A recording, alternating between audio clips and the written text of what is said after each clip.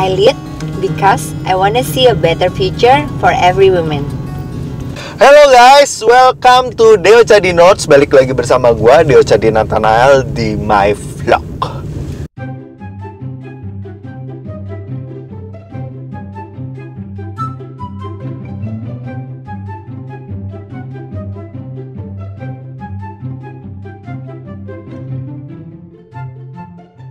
Hari ini gue bakal interview salah seorang leader dan businesswoman yang pastinya sangat menginspirasi kalian.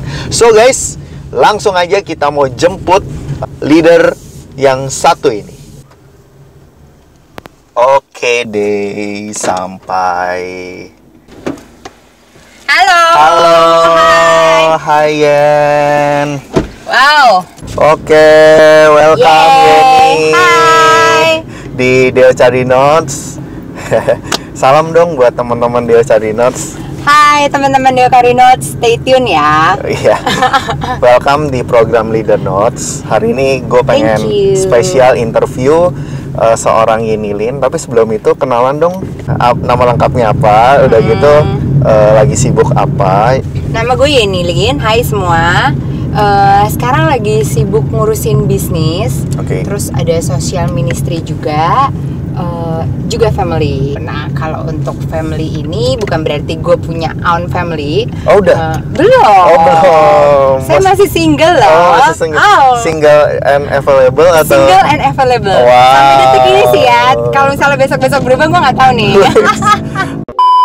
Tempatnya gue lahir di Jakarta. Terus gue campuran mix dari bokap yang Sumatera dan nyokap Jawa. Kuliah gue di UPH, jurusannya hubungan internasional.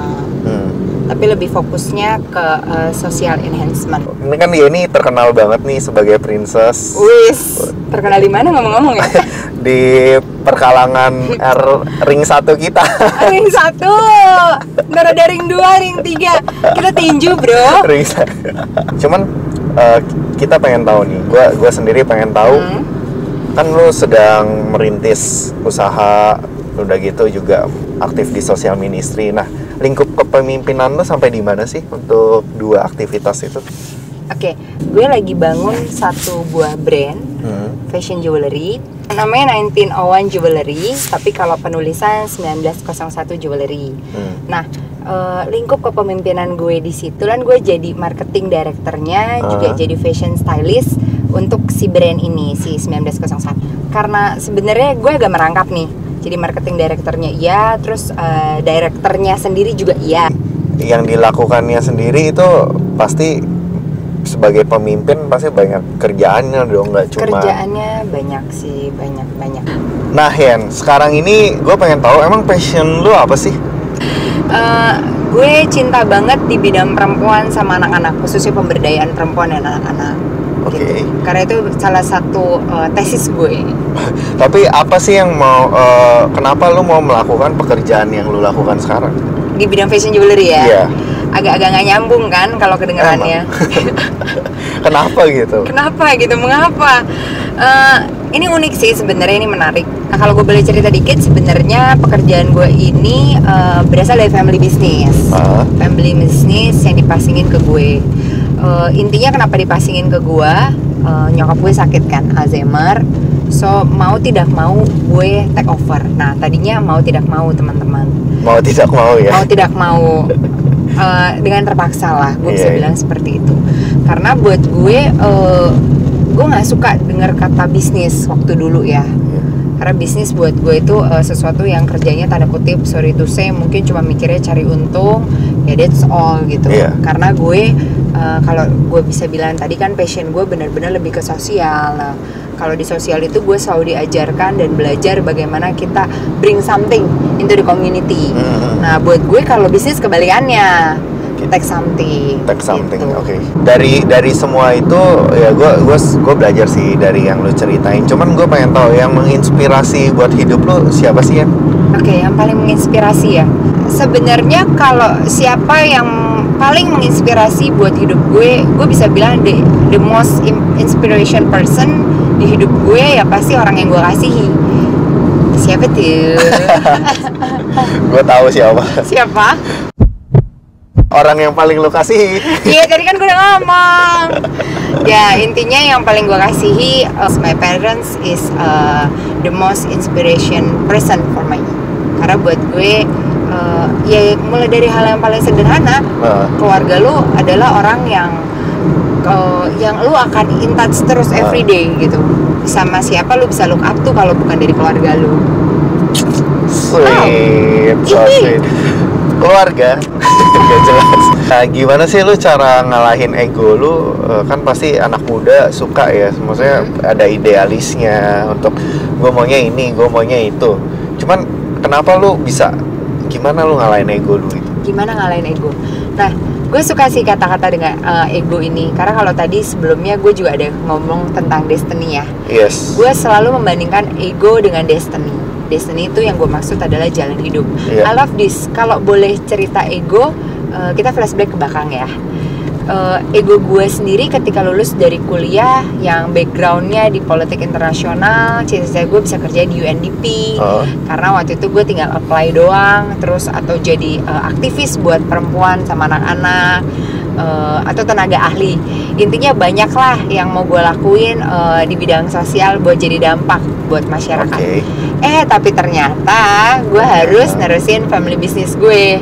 Nah, gitu. Ini struggling sih. Kenapa sebenarnya selama 3 tahun awal-awal tuh waktu gue mau terjun ke family business, gue nggak mau banget gitu. Tapi ya itu sih. Gue sampailah di satu titik di mana gue harus ikut arusnya atau gue melawan arusnya.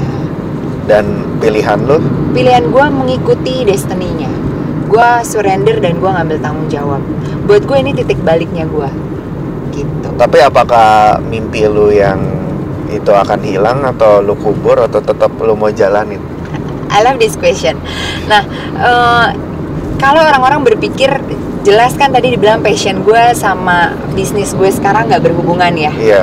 Nah, tapi ini this the point loh teman-teman, yang kalau gue juga boleh share ya. Ketika waktu gue mengambil satu keputusan untuk gue surrender, dan gue mengambil satu keputusan untuk mau mengambil tanggung jawab, yang kalau orang pikir maksudnya ini kan sesuatu yang sangat berlainan, ternyata ada hikmah yang bisa diambil gitu. Hikmahnya apa tuh? Nah, hikmahnya gini, kalau dulu gue berpikir untuk melakukan sesuatu yang berdampak buat sosial adalah ketika gue jadi aktivis, terjun langsung, ada di board-board khusus untuk gue memberikan secara langsung. Intinya gue langsung deh. Idealisnya anak muda. Kata Soekarno kan anak muda itu idealis.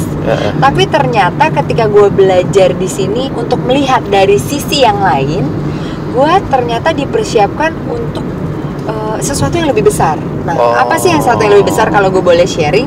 Jadi ketika di bisnis ini, waktu gue mengikuti, kalau tadi gue bilang gue mau banget berdampak melakukan pemberdayaan perempuan. Ternyata di sini gue lagi mempersiapkan tim gue untuk diberdayakan gitu loh. Bukan diperdaya ya, diberdayakan. Banyak kok yang diperdaya. Wes curcol mas.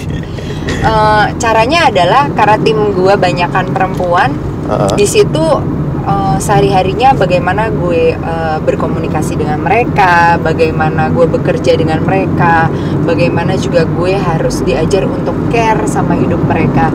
Tanpa sadar gue melakukan sesuatu yang lebih penting, feed them. Nah, satu kata ini yang gue paling suka sih, feed them. Kalau kita membawa perubahan, kalau saya boleh mengutip kata-kata Pak Ahok, yang paling penting adalah kenyangkanlah perut mereka. Bukan perutmu. Kalau perutmu akhirnya kamu KKN dong. Gitu. Tapi kenyangkanlah perut mereka yang membutuhkan. Dimulai dari apa? Ya berikan lapangan pekerjaan. Ternyata ini hal yang paling penting yang kadang seringkali orang lupa. Karena kalau ada pepatah kan dibilang gini, jangan kasih ikannya, tapi kasih kailnya, supaya mereka akan belajar bagaimana menjala ikan sendiri. Jangan kasih ikannya, tapi alatnya gitu. Alatnya, kailnya, gitu, jalanya. Jadi boleh dibilang apa yang pilihan Yeni atau mimpi Yeni itu memang nggak kekubur, cuman kayak hasil keputusan Yeni itu malah Yeni menciptakan satu alat gitu ya? Menciptakan satu alat dan ternyata lebih besar dari yang gue pikirkan sebelumnya gitu. Awalnya satu KL ternyata lagi di prepare buat jala ya. Wow, yes, Luar biasa sekali, mantap. Oke Yan, dari semua yang udah kita sharingin ke teman-teman dan lo kerjakan, apakah pertanyaannya nih, apakah lo udah bisa dibilang sebagai seorang leader? Buat gue udah. Kenapa udah? Karena gue udah belajar dan sedang belajar untuk terus-menerus diperbesar secara kapasitas. Terus diasah lewat setiap struggle gue, proses gue. Dan buat gue siapapun orangnya yang kalau dia mau diproses dan dia sadar bahwa dirinya sedang dipersiapkan untuk jadi seorang yang lebih besar, yang diperbesar kapasitasnya, dia udah jadi pemimpin dan dialah pemimpin. Kenapa lo mau menjadi seorang leader? Mengapa gitu? Mengapa? Sebenarnya masih muda ini kan bisa aja untuk nyantai-nyantai, apalagi lu seorang wanita gitu. Seorang wanita ya? Wes, jangan salah bro. Jangan Kebanyakan ya. Maunya duduk manis, tinggal cari pasangan, merit, selesai. Kalau gue suka tentang personal achievement. Buat gue, seorang perempuan dia kodratnya sama. Kalau gue boleh ngutip inspiration leader di perempuan, gue suka banget Aung San Suu Kyi. Kalau teman-teman tahu, teman-teman boleh Google gitu ya. Aung San Suu Kyi itu benar-benar dia menjadi leader untuk negaranya, dan dia nggak cuman ngikut suaminya doang, tapi dia benar-benar stand alone as a leader. Nah, kalau buat gue kenapa gue mau? Karena gue diciptain sebagai kepala bukan ekor. Itu takdirnya gue gitu. Ada orang yang mau jadi leader tapi cuman gue mau jadi pemimpin, tapi lu nggak ngerjain apapun gitu. Nah, ini berbicara tentang takdir, tapi juga ada pilihan. Pilihannya itu adalah lu mau nggak diproses untuk dipersiapin jadi leader. Kalau lu nggak mau, ya lu cuman ngerasa ya udahlah, karena sorry to say misalnya background gue atau fasilitas yang gue punya dan gue bisa serta merta jadi leader, sorry to say ya lu nggak bisa menjadi the true leader, ya lu cuma jadi follower sih sebenarnya. Nice. Oke Yan, kita udah sampai nih, udah nggak terasa. Wow. Luar biasa. Alright, sebelum terakhir, ada nggak sih lo mau ngucapin apa ke orang-orang yang telah membuat lo sampai sekarang seperti ini? Oke. Gua mau encourage setiap perempuan-perempuan, ayo teruslah berkarya, teruslah bertindak. Karena kamu begitu berharga dan kamu diciptakan begitu istimewa. Kita sama kodratnya sama pria, saya sama kodratnya sama yang di sebelah saya. Kodrat derajat maksudnya. Tapi memang kita punya tugas yang berbeda.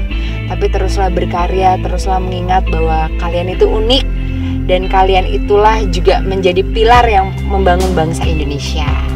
Luar biasa sekali. Yeay. Jangan lupa teman-teman buat terus subscribe, terus follow, pantengin, nontonin acara Deo Cardinotes ini, because it's so inspiration banget buat gue sendiri. Gue diberkati sama abang yang satu ini, dan I just wanna say Deo Cardinotes make Indonesia great. Bye bye. Bye. Thank you for having me.